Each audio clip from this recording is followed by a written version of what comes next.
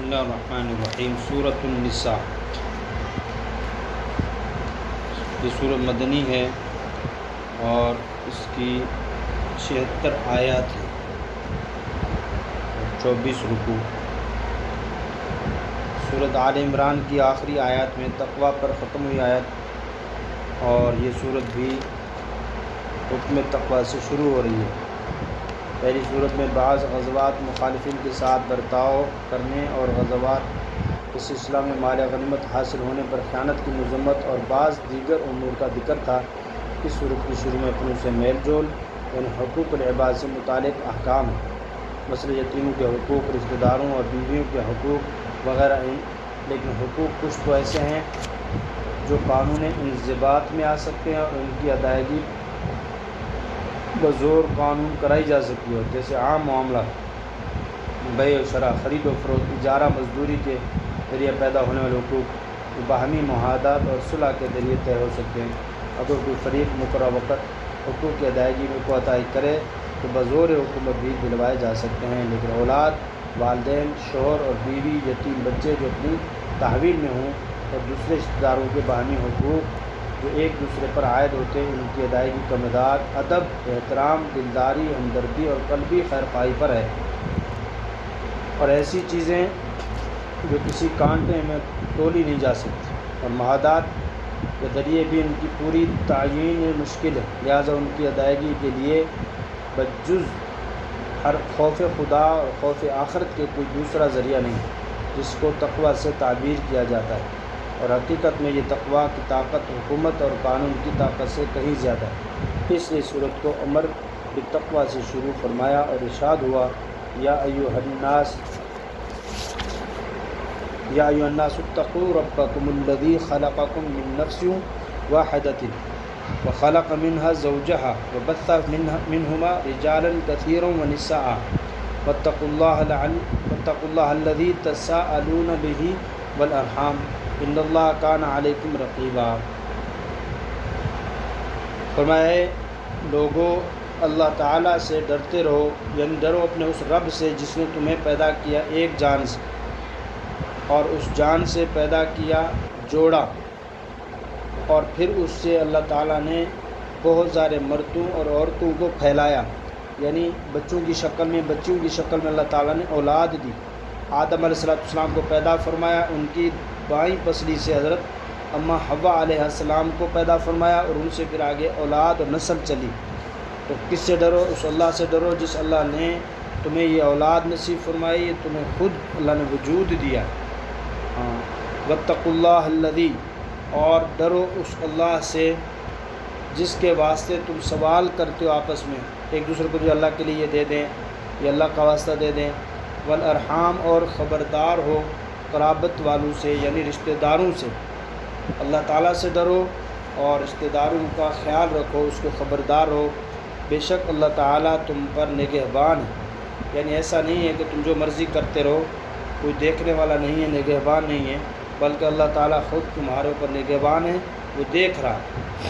یہ چیزیں تقوی کے ساتھ تعلق رکھتی ہیں۔ جب انسان کو اللہ کا خوف ہوگا تو وہ برائی کی طرف نہیں جائے گا۔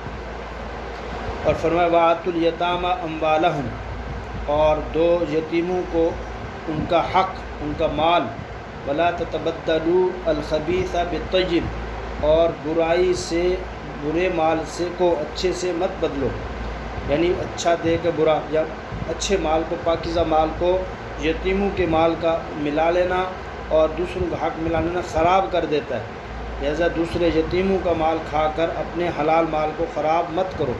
وَلَا تَأْكُلُوا أَمْوَالَهُمْ، اور نہ ہی یتیموں کا مال کھاؤ، إِلَىٰ أَمْوَالِكُمْ، اپنے مالوں کے ساتھ ملا کر، نہ ان کا مال کھاؤ اپنے مالوں کے ساتھ ملا کر، یعنی یتیم ہے، اس کا مال ہے، اس کا والد فوت ہو گیا، والدہ نہیں ہے، یا والدہ ہے اور بہنیں بھائی نہیں ہیں، یتیم ہو گئے، چھوٹے بچے ہیں، اب اس کے مال کو ایسے نہ کھائیں، بلکہ تقوی کا تقاضا یہ اپنے ساتھ رکھو، مال کو ان بچوں کی ضروریات کے مطابق ان کے اوپر خرچ کرو، جب وہ بڑے ہو جائیں، بلوغت تک پہنچ جائیں، تو عقل شعور تک پہنچ جائیں، تو وہ کیا کریں؟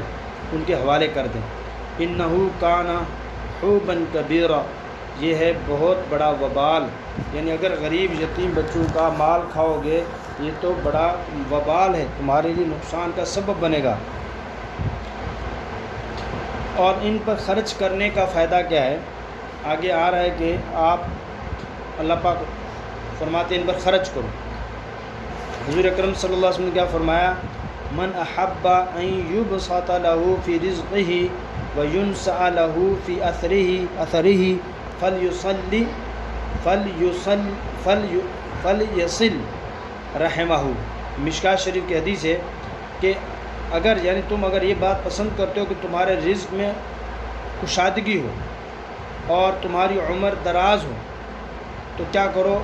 اپنے رشتہ داروں کے ساتھ صلہ رحمی کرو۔ یتیم بچے ہیں، غریب بچے ہیں، ان کے ساتھ صلہ رحمی کرو۔ یہ کیا کرے گی؟ اس سے رزق میں بھی برکت ہوگی اور تمہاری عمر میں بھی برکت ہوگی۔ تو اس حدیث سے صلہ رحمی کے دو بڑے اہم فائدے معلوم ہو گئے۔ آخرت کا ثواب تو ہے ہی، دنیا میں بھی صلہ رحمی کا فائدہ ایک یہ ہوگا، رزق کی تنگی دور ہو جائے گی اور عمر میں برکت ہوتی۔ حضرت عبداللہ بن سلام رضی اللہ عنہ فرماتے ہیں کہ رسول خدا صلی اللہ علیہ وسلم جب مدینہ تشریف لائے اور میں حاضر ہوا تو آپ صلی اللہ علیہ وسلم کے وہ مبارک کلمات جو سب سے پہلے میرے کان میں پڑے یہ تھے۔ آپ نے فرمایا یا ایھا الناس افشوا السلام واطعموا الطعام وصلوا الارحام وصلوا باللیل والناس نیام تدخلوا الجنۃ بسلام، رواہ مشکوٰۃ۔ یہ مشکوٰۃ میں آیا۔ کیا فرمایا؟ لوگوں ایک دوسرے کو کثرت سے سلام کیا کرو، اور دوسرا اللہ کی رضا جوئی کے لیے لوگوں کو کھانا کھلاؤ اور صلہ رحمی کرو، یتیموں پہ، غریبوں پہ، رشتہ داروں کے ساتھ اچھا تعلق رکھو، اور ایسے وقت میں نماز پڑھو جب ساری دنیا سو رہی ہو، تہجد کے وقت نماز پڑھو جب لوگ سب کے سب سوئے ہوئے ہو۔ تو یاد رکھو فرمائے ان عمر پر اگر عمل کر لو گے، تم حفاظت کر لو گے تو سلامتی کے ساتھ بغیر کسی رکاوٹ کے جنت میں جا پہنچو گے، داخل ہو جاؤ۔ یہ والے کام کر لو۔ کیا کرو؟ سلام کرو اور کھانا کھلاؤ اور صلہ رحمی کرو، اور رات کے وقت تہجد پڑھو جب سارے لوگ سو رہے ہوں۔ یہ اس چوری کی نماز کہتے ہیں اس کو۔ ایسے نہ ہو کہ صبح آپ لوگوں نے کتے کو بھونکنے کی آوازیں سنی تھی کہ ہم نے تو نہیں سنی، کس وقت؟ آج رات کے 2 بجے کتے بھونک رہے تھے۔ بھائی ہمیں تو پتہ نہیں چلا کیسے بھونک رہے تھے۔ کہ تو کہاں تھا؟ کہ میں تہجد پڑھنے مسجد گیا ہوا تھا۔ میں تہجد پڑھنے کہاں گیا ہوا تھا؟ نماز پڑھنے، تہجد پڑھا تھا، میں مسجد میں تھا۔ آپ لوگوں نے نہیں سنی؟ کہا نہیں وہ کتا نہیں تھا، پھر تو ہی تھا جو اپنی نماز پڑھ کے بتا رہا ہے۔ سمجھ آ رہی؟ تو یہ چوری کی نماز ہے تہجد کی، جب سارے لوگ سو رہے ہوں۔ اور کیا فرمایا؟ ایک اور حدیث ہے کہ ام المومنین حضرت میمونہ رضی اللہ عنہ نے اپنی ایک باندی کو آزاد کر دیا تھا۔ جب نبی کریم صلی اللہ علیہ وسلم اس کا ذکر کیا تو آپ نے فرمایا لو اعطیتہا اخوالکی کان اعظم لاجرکی، اگر تم اپنے ماموں کو دے دیتی تو زیادہ ثواب ہوتا۔ اسلام میں غلام باندی کو آزاد کرنے کی بہت ترغیب ہے اور ایسے بہترین کار ثواب کرا دیا گیا ہے، لیکن اس کے باوجود صلہ رحمی کا مرتبہ اس سے بہرحال زیادہ ہے۔ غلام آزاد کرنا بہت زیادہ اجر رکھتا ہے، لیکن فرمایا اپنی خالہ کو، ماموں کو دے دیتے ہیں تو کچھ ان کو تکلیف سے آزادی مل جاتی، کچھ سہولت ہو جاتی۔ اس میں کیا آپ علیہ السلام نے کیا کیا کہ صلہ رحمی کو مقدم رکھا غلام پر بھی۔